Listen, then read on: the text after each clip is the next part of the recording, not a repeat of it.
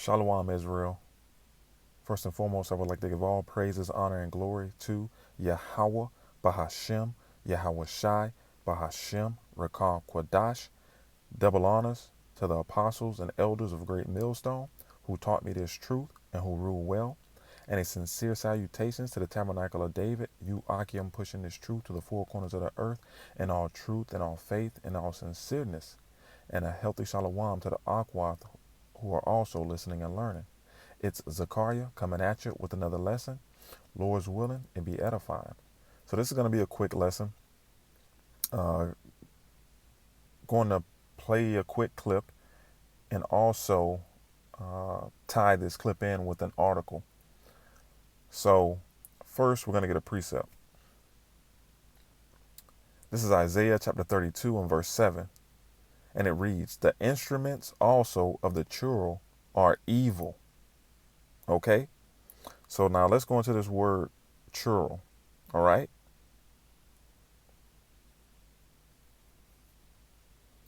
We'll get the outline of the biblical usage. And it simply is scoundrel or knave. All right. Scoundrel or knave. Now, let's get the definition of these words. All right. Knave. A dishonest or unscrupulous man. All right. So I didn't know the definition of unscrupulous. So I said, hey, let's look it up. Unscrupulous. Unscrupulous. Having or showing no moral principle, not honest or fair. All right. Now, who does this remind you of in the scriptures? Esau, Edom. Okay. Edomites, the biblical nationality of the so-called white man. All right. These are his traits, characteristics, whatever you want to call them. Okay. Not having or showing no moral principles, not honest or fair. All right. And also a dishonest or unscrupulous man. Right. So to prove that, this is Hebrews chapter 12 and verse 16. Lest there be any fornicator or profane person as Esau, okay, which is the biblical nationality of the so-called white man, all right, who for one morsel of meat sold his birthright, all right. So these Edomites are profane, okay, outside the temple and fornicators, man. Okay, the scripture says the wicked are estranged from the womb. As soon as they're born, they come out speaking lies. All right. I'm paraphrasing a little bit. So, once again, the instruments also of the churl are evil. All right. This man has instruments, okay, that are evil. All right. It says, he deviseth wicked devices to destroy the poor with lying words, even when the needy speaketh right. All right. Because this is what this man does, man. He was a liar, a murderer from the beginning. Okay. That same spirit that Cain has, man. That's that same wicked ass spirit. All right. So anyway, let's get this video. Let's get to this video.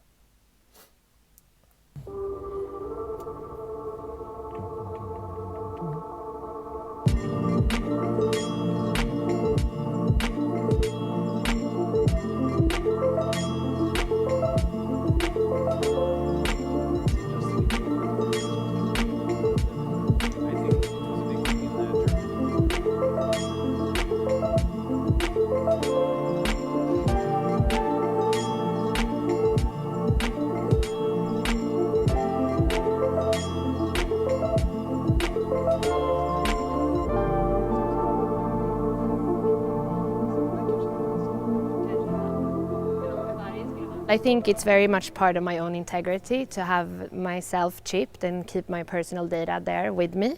I actually feel in a way that it's even more controlled on my end, having it in my own hand.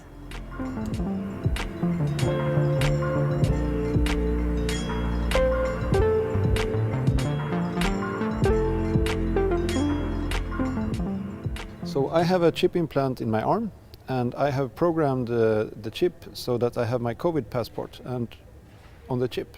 And the reason is that I always want to have it accessible.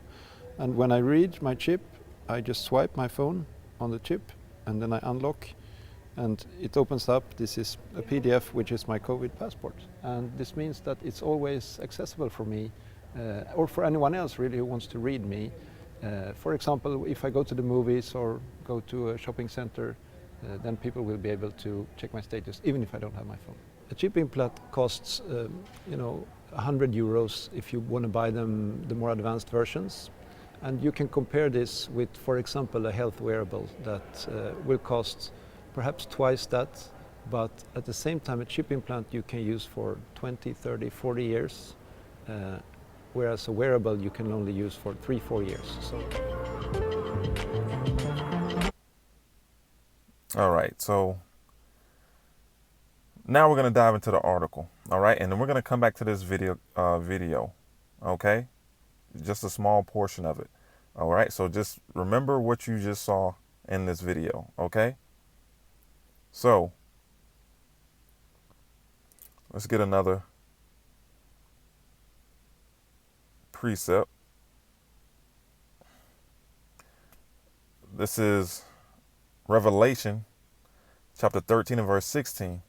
And he causeth all, both small and great, rich and poor, free and bond, to receive in their right hand or in their foreheads,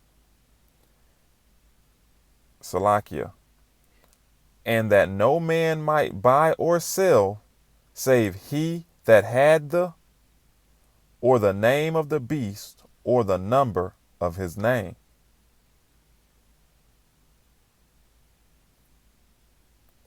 All right. All right. So this is an article from Euronews, and we're just going to read a little bit of it. Okay. It says, forget passwords. Apple, Google, and Microsoft say you won't need them at all in the future.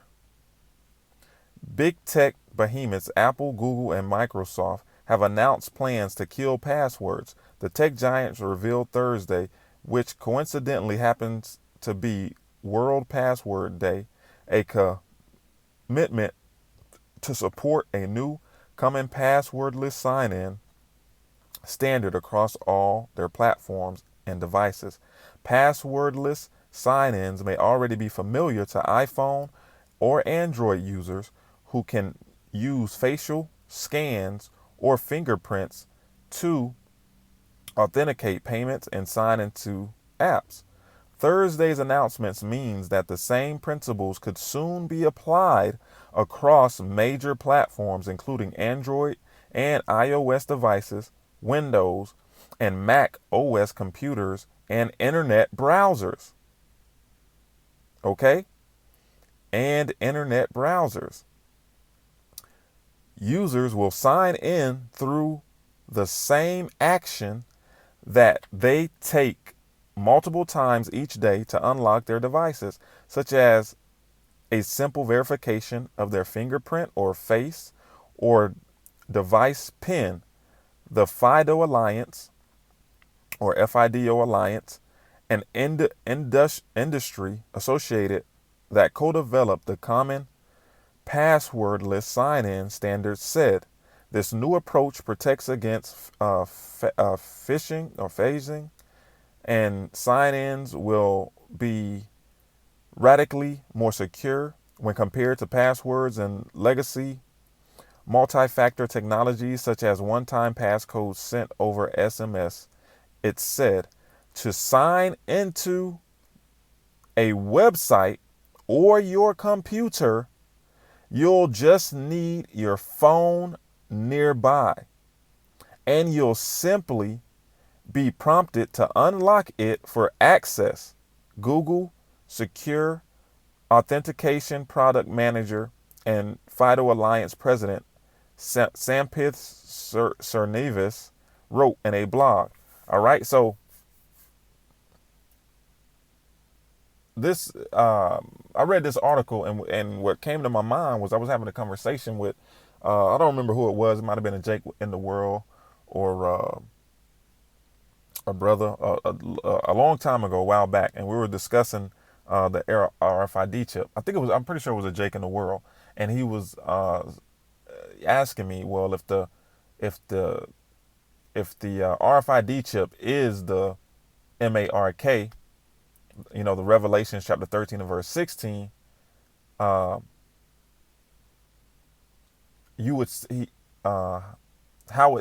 he said, how would that stop him from buying or selling? Because even if you didn't have it, you could, go online to Amazon, to all these websites, and just put in your credit card information and buy or sell or whatever you had to do. Okay, you could just do it from your computer. Okay, so now when I read this article, this is the conversation that sparked my memory. So it says, I'm gonna read it again. To sign into a website on your computer, you'll just need your phone nearby, and you'll simply be prompted to unlock it for access. Okay, you'll have to use your phone to get on, unlock your phone to get on a website or to get, access. So anyway, let's jump down. All right, it got a little bit more. I think it's right here. I think this is what I want. It says the process. No, where is it? I think it's here. Zakar'Yah.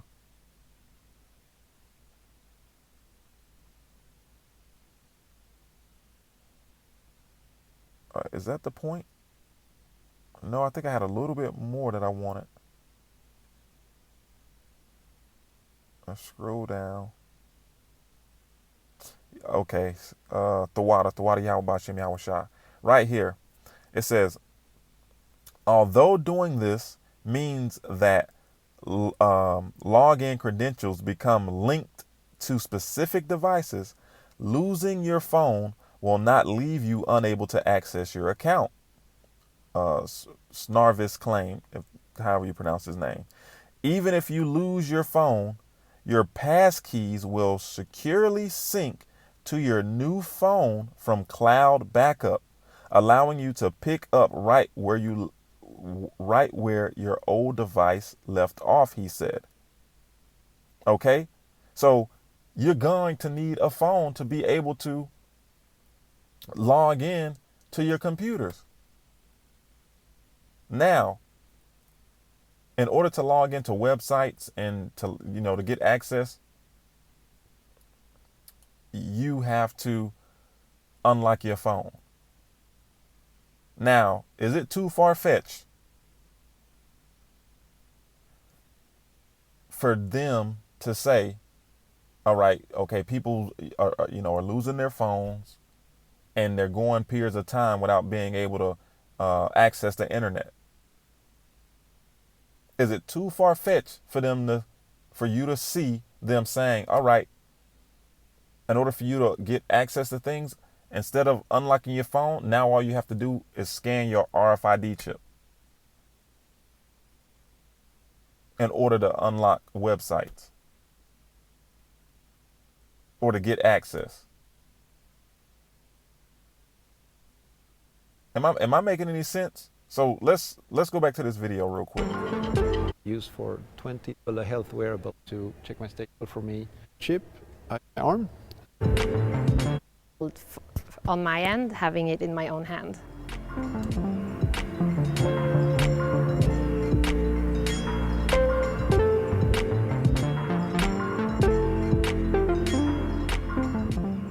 So I have a chip implant in my arm, and I have programmed the chip so that I have my COVID passport and on the chip.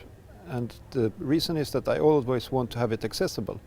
And when I read my chip, I just swipe my phone on the chip and then I unlock and it opens up. This is a PDF, which is my COVID passport. And this means that it's always accessible for me or for anyone else really who wants to read me. For example, if I go to the movies or go to a shopping center, then people will be able to check my status even if I don't have my phone. A chip implant costs.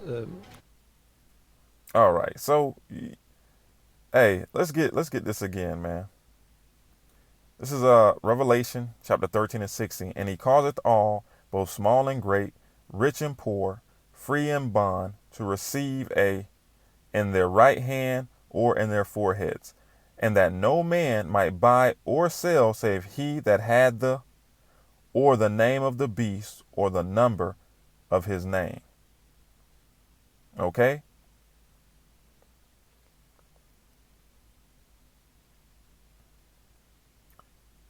To sign into a website on your computer, you'll just need your phone nearby and you'll simply be prompted to unlock it for access.